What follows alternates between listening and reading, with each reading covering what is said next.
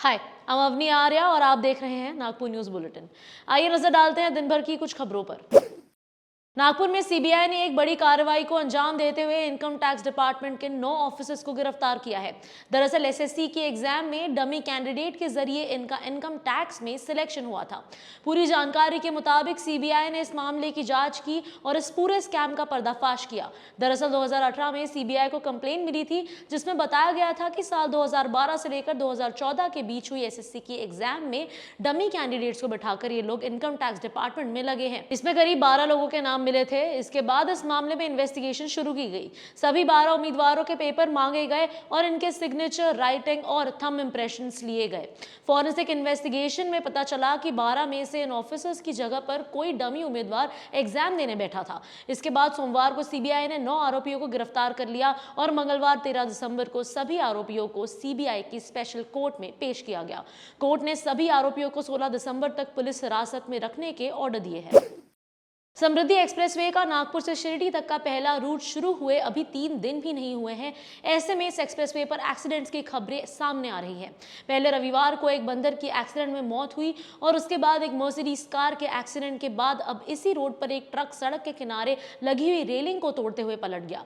यह एक्सीडेंट बुल्ढाना के महकर बेलगांव के पास हुआ। इस ट्रक में एलपीजी सिलेंडर्स थे।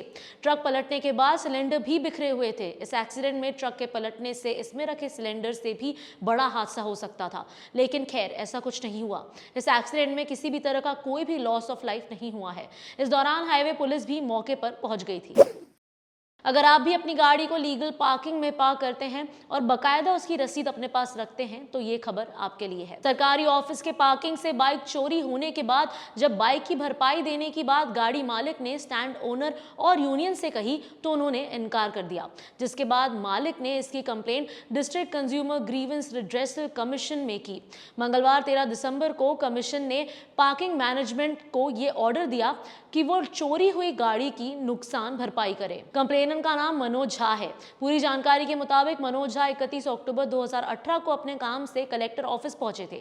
उन्होंने अपनी गाड़ी यहीं के पार्किंग स्टैंड पर लगाई और 5 रुपए की रसीद भी ली। इस दौरान उनसे कहा गया कि हैंडल लॉक मत कीजिए। कर्मचारियों के कहने के कारण उन्होंने गाड़ी को लॉक नहीं किया, लेकिन जब वो वापस आए तो उन्हें अपनी गाड़ी नहीं मिली। इसके बाद उन्होंने स्टैंड के कर्मचारियों से बात की, लेकिन इन्होंने भी गाड़ी को लेकर कुछ नहीं बताया।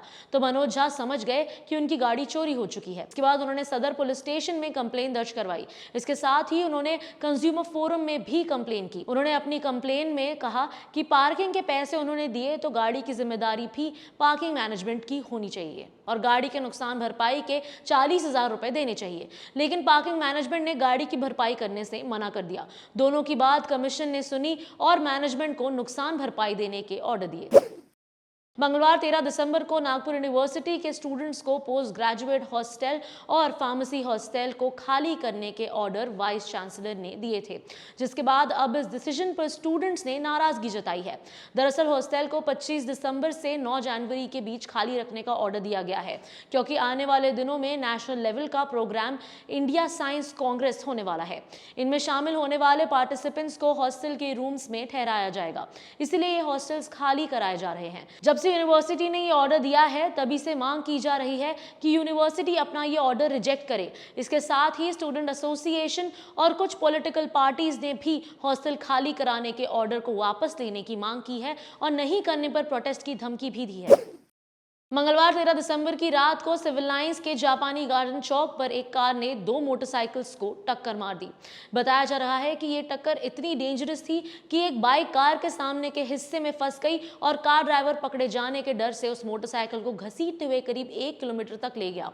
इसी दौरान कार ड्राइवर ने दूसरी गाड़ी को टक्कर मार दी। इस समय एक लेडी इसमें इंजर हुई।